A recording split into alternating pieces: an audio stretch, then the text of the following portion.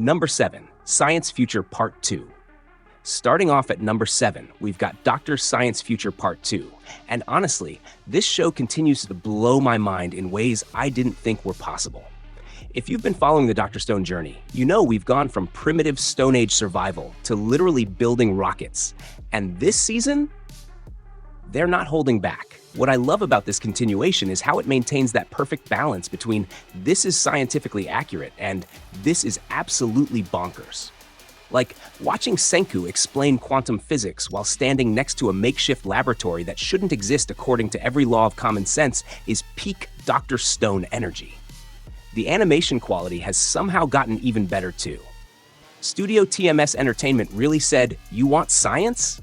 We'll give you science that looks so good you'll want to become a physicist." And don't even get me started on the character development. Seeing how far everyone has come since the Stone World began is genuinely emotional. If you're someone who loves learning while being entertained, or if you just enjoy watching a white-haired genius outsmart literally everything, this belongs on your list.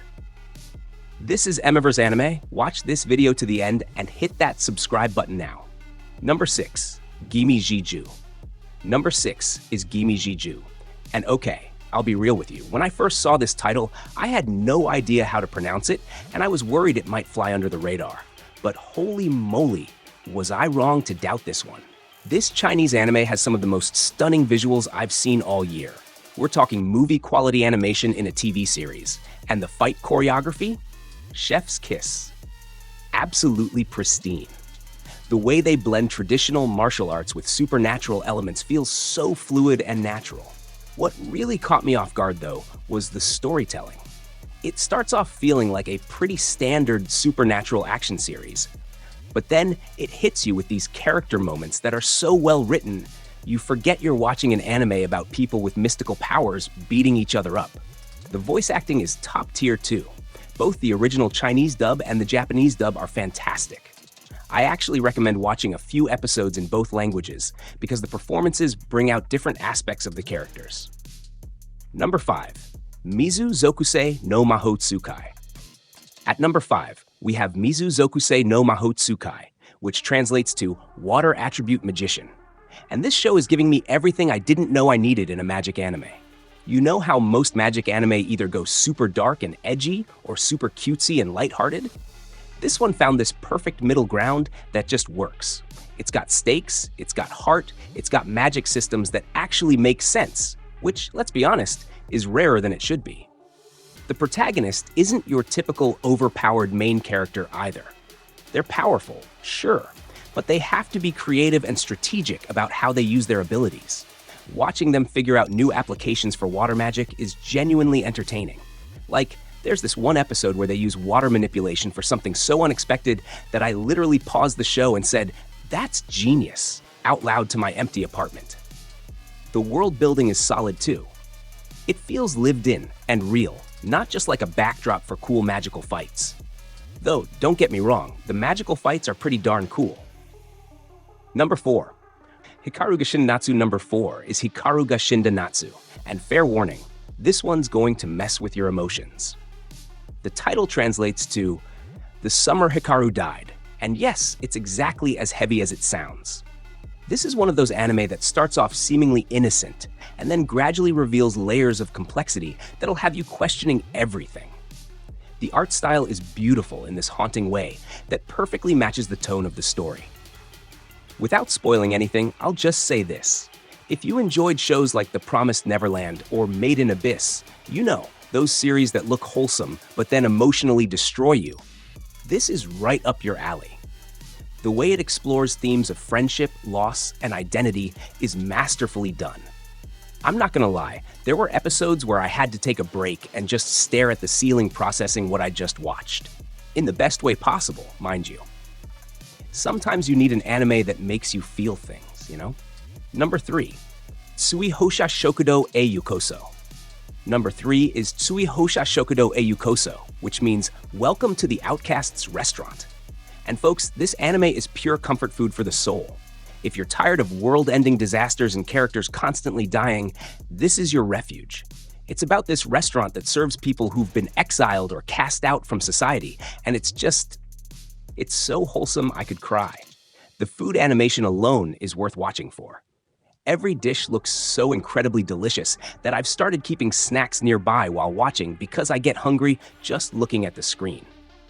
But beyond the gorgeous food porn, it's really about second chances and finding family in unexpected places. Each episode usually focuses on a different customer and their story, and somehow they manage to make every single backstory compelling. It's like if Midnight Diner had anime babies with Restaurant to Another World and raised them on pure positivity. This is my go-to comfort watch when the world feels overwhelming. Sometimes you just need an anime that reminds you there's still goodness in the world, you know. Number 2, Clevatess, Maju no O to Akago to Kabane no Yusha.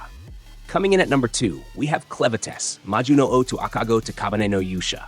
I know, that's a mouthful. It basically means the Beast King, the baby, and the undead hero. This anime should not work as well as it does. On paper, it sounds like someone threw random fantasy elements into a blender and hoped for the best. But somehow, it creates this perfect storm of adventure, humor, and unexpected emotional depth. The dynamic between the three main characters is absolutely fantastic. You've got this intimidating Beast King, an adorable baby with mysterious powers, and an undead hero who's basically the responsible dad of the group.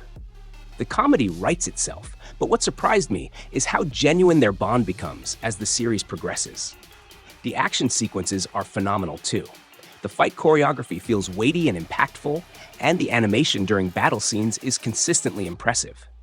Plus, the world building is surprisingly deep for what initially seems like a lighthearted adventure series. Number 1, Gachiakuta. And finally, at number 1, we have Gachiakuta. And oh my god, where do I even begin with this masterpiece? This anime took me completely by surprise. The art style is unlike anything else airing right now. It's gritty and beautiful at the same time, with this unique aesthetic that perfectly captures both the ugliness and beauty of its world. The story follows this protagonist who lives in a world of trash and refuses, and let me tell you, that might sound depressing, but it's actually incredibly inspiring. The way it explores themes of value, society, and what it means to be discarded is brilliant.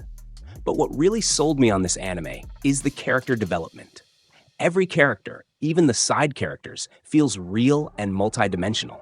Their motivations make sense, their growth feels earned, and their interactions are genuinely compelling to watch. The fight scenes are absolutely incredible too.